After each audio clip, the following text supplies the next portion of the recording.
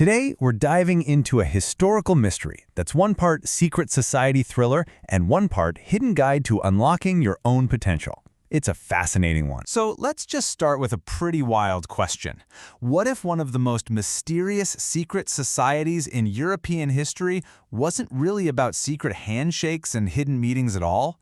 What if they left behind a coded map for personal transformation, a map hidden in plain sight for anyone to find? Well, that is the incredible claim at the heart of our source for this explainer, a book from 1933 called The True and Invisible Rosicrucian Order.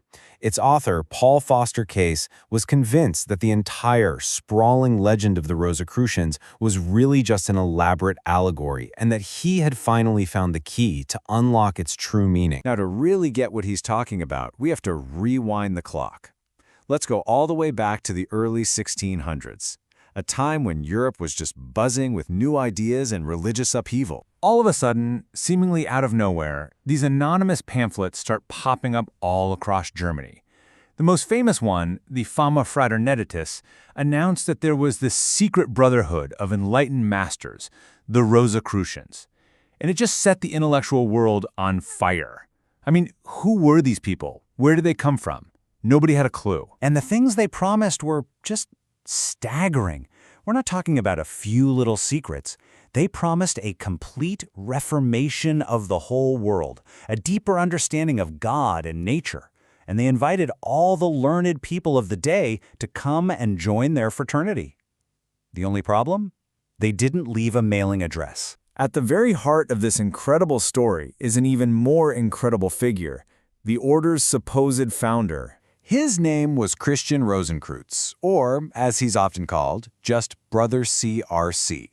The legend tells us he was a German nobleman who, as a young man, journeyed through the Middle East. He supposedly studied with wise sages in places like Damascus and Fez, learning all about Kabbalah, mathematics, and the deep secrets of the natural world. So after he returns to Germany and founds the order, he apparently lives to be over 100 years old. But this is where the story gets really, really weird. He demanded that his tomb be kept a secret. And for 120 years, it was. Then, as the story goes, some later members of the order were doing renovations and they just happened to stumble upon a hidden door. What they found inside was nothing short of astonishing. The vault was this seven-sided chamber lit by some kind of ever-burning lamp. And right in the middle was the tomb of Brother CRC himself. When they opened it, his body was perfectly preserved, like he'd just been laid to rest. And in his hands, he held secret books containing all the wisdom of the order. But the most intriguing part of all, this prophecy that was inscribed right on the door. After 120 years, I will open. Now, this wasn't just some random, strange detail. It was a signal.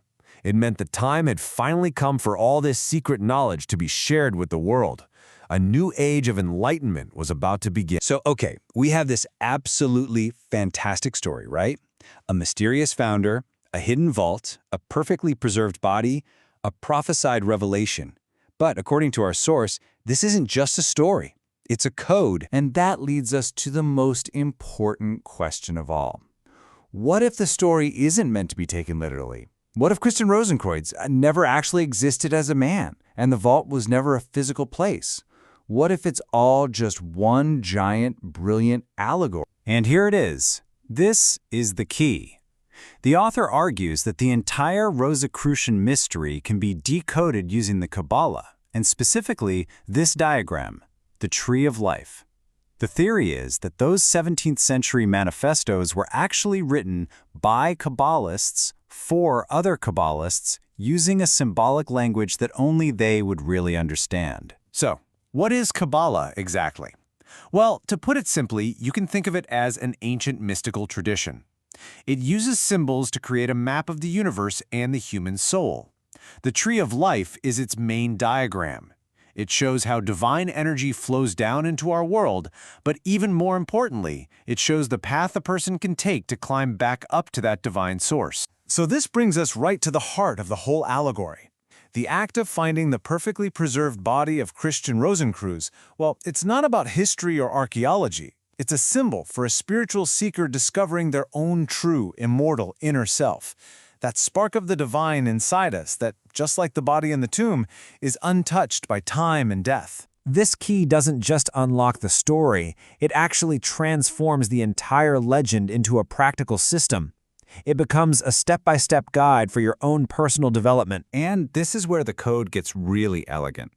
The original Rosicrucian system laid out a path of advancement through 10 different grades. Now take a look at the Tree of Life. It's built on 10 spheres, or Sephiroth. According to the author, that's not a coincidence. It's the whole point. Each grade of the order maps directly to one of the spheres on the tree, creating a complete roadmap for a journey of initiation, from the very bottom to the very top. And this journey up the tree is broken down into 3 basic stages. You've got the first order, which is all about learning the fundamentals. Then you reach the second order. This is where you achieve real adeptship. Symbolically, it's like the brothers finally finding that hidden vault.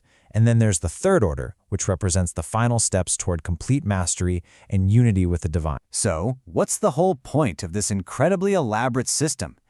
Why all the secrecy and all the symbolism? What's the end game? A lot of people back then, and even now, just assumed the Rosicrucians were alchemists trying to make physical gold. But the manifestos themselves kind of scoff at that idea. They wrote that making gold is a slight thing because they have 1,000 better things to be doing. The true gold they were really after was spiritual. Their goal was what they called the great work. It's not about transmuting lead into gold, but about transmuting your own self. The whole idea is that by following this hidden map, one person can achieve an inner reformation. And by transforming themselves, they contribute to that general reformation of the whole world that the pamphlets promised. It all has to start from within. In the end, whether the Rosicrucians were real people or just a brilliant literary invention, their story is this powerful metaphor. It suggests that the most profound secrets aren't buried in some ancient vault somewhere, but they're hidden deep inside of us, just waiting to be discovered. And that leaves us with one last question to think about. What hidden maps might we be overlooking in our own lives, pointing the way to our own great work? Thanks for watching.